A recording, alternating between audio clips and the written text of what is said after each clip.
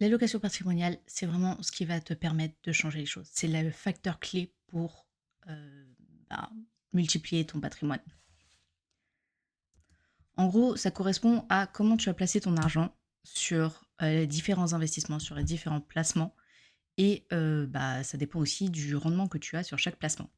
Donc, imaginons que tu as 30 000 euros sur tes livrets bancaires et 10 000 euros sur une assurance vie, mais que sur l'assurance vie, tu as mis 80% de ton argent sur ton fonds euro. En gros, tu as une allocation mais super défensive. Et du coup, bah, ça sert strictement à rien pour faire doubler ton capital. Comment tu sais? C'est simple. Tu prends le rendement de chaque placement. Du style, bah, si tu as mis sur le livret A, donc là c'est à 1,7%, donc tu vas pas aller très loin avec. Ton fonds euro, il est à peu près à 2,5 et tes actions, si c'est bien placé, c'est à peu près à 7. Donc du coup, tu vas faire euh, 80% de ton argent, tu l'as placé sur ton livret A, donc ça va être 80% fois 1,7%, plus tes 2,5% fois euh, ce que tu as mis sur ton fonds euro, donc on va dire à peu près 10%, et les 10 autres pourcents fois 7% parce que tu les as placés en action. Et en gros, tu vas arriver à un rendement, mais tellement faible que tu vas dire, mais à quoi ça sert que j'ai ouvert cette assurance vie ou que j'ai placé mon argent de cette manière? L'allocation patrimoniale, en fait, ça sert à ça. Ça sert à savoir quel est le rendement total de tes placements dans ton année. Et par rapport à ça, tu vas pouvoir te dire, je vais atteindre mes objectifs ou non. Donc l'allocation défensive, c'est l'allocation où tu vas mettre quasiment tout ton argent sur des placements sécurisés. C'est ce que je faisais avant. En gros, bah, j'avais la plupart de mon épargne sur mon livret A et bah, une assurance vie à la banque, mais avec une ou deux actions qui me rapportaient pas beaucoup. Et en fait, j'étais en ultra défensif, quoi.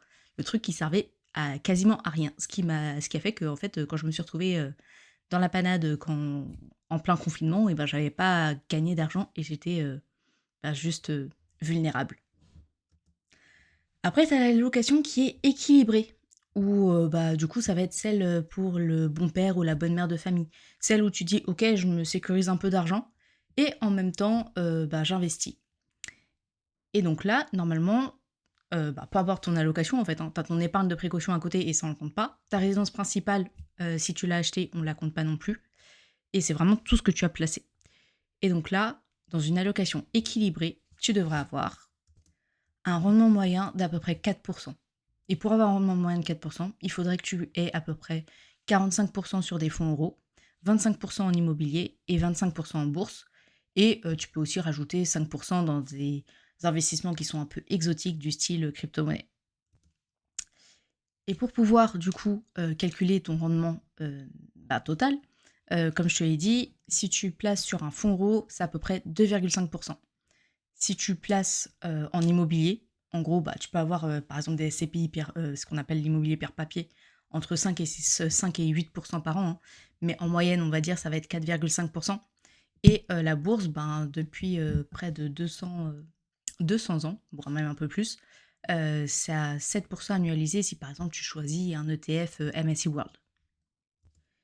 Et pour les investissements qui sont un peu plus atypiques, du style crypto-monnaie, or ou autre chose dans le style, là, tu es à peu près à 7%. Donc là, en fait, c'est bien parce que tu vas battre l'inflation. Mais ça va être juste un tout petit peu plus. En gros, ça va être, je suis un peu sécurisée et je fais fructifier une partie. Après, tu peux avoir l'allocation qui est du coup un peu plus offensive. Mais là, il faut vraiment avoir les reins solides et vraiment être accroché. Parce que ça va être du style 80% en bourse et 20% en fonds euros, voire même moins. Et tu arrives à un rendement qui est à peu près à 7%. Mais dans ce cas-là, en fait, c'est de l'investissement très très long terme. Il faut avoir vraiment un esprit solide parce que tu vas avoir toutes les fluctuations de la bourse qui vont jouer. Et là, il faut vraiment gérer ses émotions. Moi, ce que j'ai fait, c'est un rendement à peu près entre les deux. Pourquoi? Parce que bah, pour moi, avoir l'allocation équilibrée, bonne mère de famille, C'est pas trop mon truc. J'aime bien prendre un peu de risque. Je me dis que je suis encore un peu jeune et donc que je peux, investir un peu plus. Ma fille est encore un petit peu jeune aussi, donc elle peut investir un peu plus. Donc là, moi, je suis partie sur une allocation qui est entre 2, entre équilibrée et offensive. Je suis à peu près à, 6. Ouais, c'est ça, 5-6. Et du coup, pour cette allocation-là, ce que j'ai fait, c'est que j'ai mis, 25 de mes investissements en fonds euros, 40 en actions, 33 en immobilier et 2 en atypique, en crypto-monnaie du coup.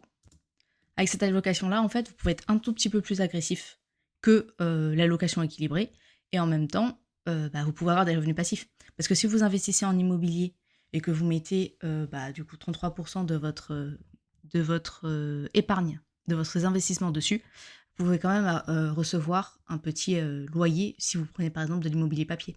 Parce qu'en fait, avec euh, ce qui est bien avec l'immobilier papier, c'est que vous pouvez investir des, une, une centaine d'euros, enfin quelques centaines d'euros. Donc vous n'êtes pas obligé d'avoir un crédit ou autre pour pouvoir investir en immobilier papier. Et du coup, vous pouvez faire un petit revenu avec ça. Alors oui, effectivement, ça va pas être beaucoup, mais il va falloir ajouter un peu plus au cours du temps pour pouvoir avoir un revenu qui vous permettrait, par exemple, de compléter votre salaire. Mais vaut mieux commencer tôt. Et si tu ne sais pas combien tu veux investir dans les actifs, du coup, tout à l'heure, je disais que j'étais un peu jeune pour pouvoir investir un peu plus avec un rendement qui était un peu plus fort. Ce que tu peux faire, c'est utiliser la règle où tu dis, OK, 100 moins ton âge. Donc, si moi j'ai 36 ans, du coup, donc 100 moins 36 ans, ça me fait du 64% en actif. Mais là, j'avoue, 64% en actif, c'est aussi un petit peu moins que ce que je voudrais. Et donc, j'ai mis un peu plus. Mais c'est juste pour que vous puissiez voir à peu près, bah, si vous avez aucune idée de comment vous voulez répartir votre argent, ce que vous pouvez faire. Après, l'idéal, c'est que plus vous vous approchez de votre projet et plus vous diminuez un peu le rendement sur votre support. On va dire que par exemple, vous prenez une assurance vie qui, qui est à 7%, euh, que vous avez mis bah, peut-être 5% de votre épargne sur des atypiques, sur des investissements atypiques, bah, vous allez peut-être un peu diminuer les investissements atypiques pour mettre un peu plus sur le fonds euro au cours du temps. Par exemple, si vous approchez de la date pour votre voyage ou si vous approchez de la date pour payer l'école à votre enfant ou même de la retraite. Comme ça, vous garantissez votre capital en fait. Mais pourquoi je vous parle de ça? C'est parce qu'en fait, si tu te dis moi, j'ai besoin de 20 000 euros pour, en fait, me sentir sécurisée et mettre ces 20 000 euros sur mon livret A. Et que je mets que 4 000 euros, en fait, en investissement sur des actifs. En gros, votre allocation, elle est genre ultra défensive. Et à toi, tu te dis, oui, c'est bien, j'ai investi, en fait, j'ai des actifs, j'ai à peu près 4 000 euros dessus. Mais en vrai, ça va pas te mener très très loin. Et moi, c'est l'erreur que j'avais faite en fait. C'est que j'avais pas placé au bon endroit mon argent. Et du coup, bah, si j'avais su, j'aurais pu doubler mon capital depuis bien longtemps. Du coup, c'est ça. L'allocation patrimoniale, c'est le facteur clé pour pouvoir savoir bah, du coup, comment vous allez faire pour faire fructifier votre argent. En gros, ce que vous devez faire, la première étape, c'est faire votre budget. Comme ça, vous savez ce que vous pouvez épargner et ce que vous pouvez investir. Ensuite, déterminer votre allocation patrimoniale. Et ensuite, investir en fonction de ça. Et là, normalement, avec ça, vous avez une stratégie qui est quasiment parfaite. Bon, il y a quelques petits détails à régler à côté, évidemment. Donc vraiment, pensez à votre allocation pour savoir si ça va servir vos objectifs. Et si vous voulez plus de renseignements par rapport à ça ou si vous voulez de l'aide pour la déterminer, n'hésitez pas à rejoindre mon canal WhatsApp. Comme ça, vous pourrez être au courant des nouvelles vidéos et puis aussi vous aurez mon numéro personnel et que vous pourrez m'envoyer un petit DM si vous en avez besoin. À bientôt!